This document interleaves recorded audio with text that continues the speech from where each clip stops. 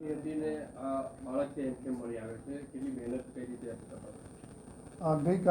25 જૂનના રોજ નવી સિવિલ હોસ્પિટલ ખાતેથી એક 3 વર્ષ ઉંમરના એક બાળક ગુમ થયા છે એવા જાણકારી પોલીસના લગભગ કરીબ 5:30 વાગ્યાના આસપાસ મળી હતી અને આ બનાવ કરીબ 1 કલાક પહેલાંના હતા અને જ્યારે પોલીસને જાણ થઈ તાત્કાલિક જો ખડોદરા પોલીસ અને એસીપી પીઆઈ બધા લોકો ત્યાં જગ્યા પર પહોંચી ગયા અને એના પછી જો ક્રાઇમ બ્રાન્ચની ટીમ એસઓજીની ટીમો પર જો ઇન્ફોર્મેશન આપવામાં આવી અને તમામ ટીમો સાથે આ તપાસમાં લાગી ગઈ તો જેટલા બી ટીમો હતી અલગ અલગ 23 જેટલી ટીમો બનાવવામાં આવી છે. આ સમગ્ર ટીમોના અલગ અલગ પ્રકારના કામોને વહેંચણી કરવામાં આવી. અલગ અલગ પ્રકારના જો ખાસ કરીને પહેલાં મારી પાસે હતા કે સીસીટીવી કેમેરા તાત્કાલિક જોઈએ કે આ બાળક બહાર નીકળ્યા છે કે નહીં કેમ્પસમાંથી. પછી ધીમે ધીમે જો કેમેરાઓ જોવામાં આવેલા તો ત્યારે એના એક લેડી સાથે આ બાળક લેડી એના હાથ પકડી લઈ જતી હોય એવા પ્રસ્તાવિત થયેલ, જેથી તાત્કાલિક જો ટીમો 1 બાય 1 આગળના કેમેરાઓ જોવાના, સાથોસાથ જો અમારા ટેકનિકલ એવિડન્સ કલેક્ટ કરવાના હોય છે, અમારા જે હ્યુમન ઇન્ટેલિજન્સ હોય છે કે આ પ્રકારના કોઈ લેડીને કોઈ જોયા હોય, આ પ્રકારના કામો ચાલુ થઈ. તો 23 ટીમ આખા સતત ગઈકાલથી આ બાળક જ્યારે આપણને મળ્યા તબ તક જો 24 કલાકથી વધુ ટાઈમ બિના કોઈ સોએ આ બધા ટીમો કામ કરતી હતી જોઈએ અને આમાં 1000 જેટલા સીસીટીવી કેમેરાઓના જોવામાં આવેલા અને કેમેરા એવું હોય છે કે એક સેકન્ડમાં અગર આપને ધ્યાન નથી આપો તો નીકળી જતા હોય જો સીન, તો એટલા કન્સન્ટ્રેશનના સાથે જો 1000 જેટલા સીસીટીવી કેમેરાઓના જોઈને લિંક પૂરી કાઢવામાં આવી કે આ લેડી જો આપણે આરોપી છે, આ ક્યાંથી એ મતલબ બસોમાં બેસી જો સિટી બસમાં બેસીને આવે છે, ક્યાં ઉતરે છે, કઈ રીતે પેદલ જાય છે, પૂરા રૂટ પ્રસ્તાવિત કરતે કરતે અમે લોકો જો ત્યાં પહોંચ્યા કે બેસ્તાન આવાસ જો પાંડેસરા પોલીસ સ્ટેશન વિસ્તારમાં છે ત્યાં સુધીને આપણે લોકેશન મળી. પછી જો અમારા હ્યુમન ઇન્ટેલિજન્સના આધારે જો અમે આ જ કેમેરાઓમાં અમુક લોકોને જો અમે સસ્પેક્ટ લાગતા હતા એના મારફતે અમે જોયા તો એના લોકેશન મળી. પછી તાત્કાલિક જો ટીમો પૂરા ચારો બાજુ ત્યાં વિસ્તારના જો નાકાબંધી કરીને કે અમે લોકો તમામ પ્રકારના જો નેગેટિવ ધારણાઓ સાથે કામ કરતા હતા કે કોઈ આ પ્રકારના ઘટિત બનાવ નહીં બને એના ધ્યાનમાં રાખીને તમામ પ્રિકોશન લઈને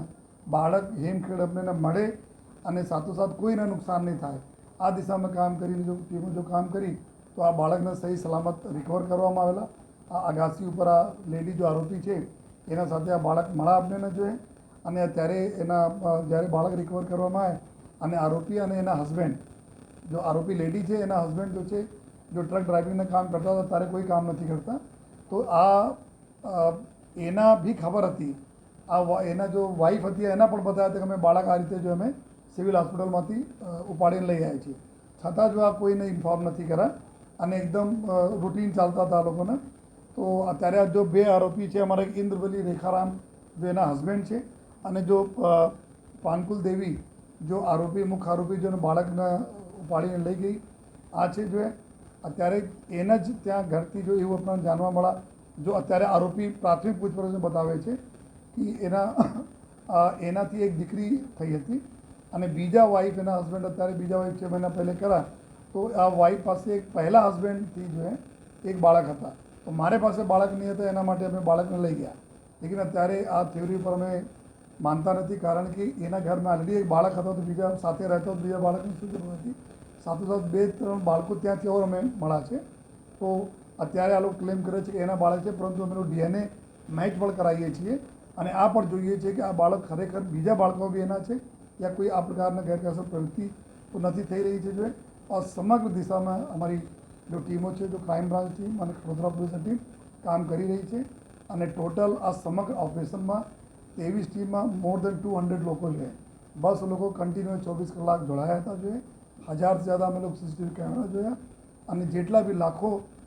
કોલ ડિટેલ્સ બારેમાં જો એનાલિસિસ ચાલતા હતા, તો કોઈ પણ પ્રકારના કસર આપણી સુરત સિટી પોલીસે બાકી નથી રાખી અને હેમખેમ બાળક મળે અમને માટે અમે લોકો સૌભાગ્યશાળી છીએ કે બાળક અમને સહી સલામત મળે.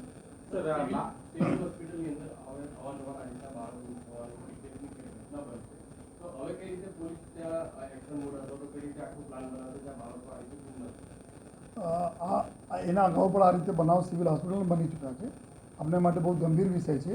તો અમે અમારી જો ટીમ અને ખાસ કરીને જો સિવિલ હોસ્પિટલની જો ટીમો હોય છે, એના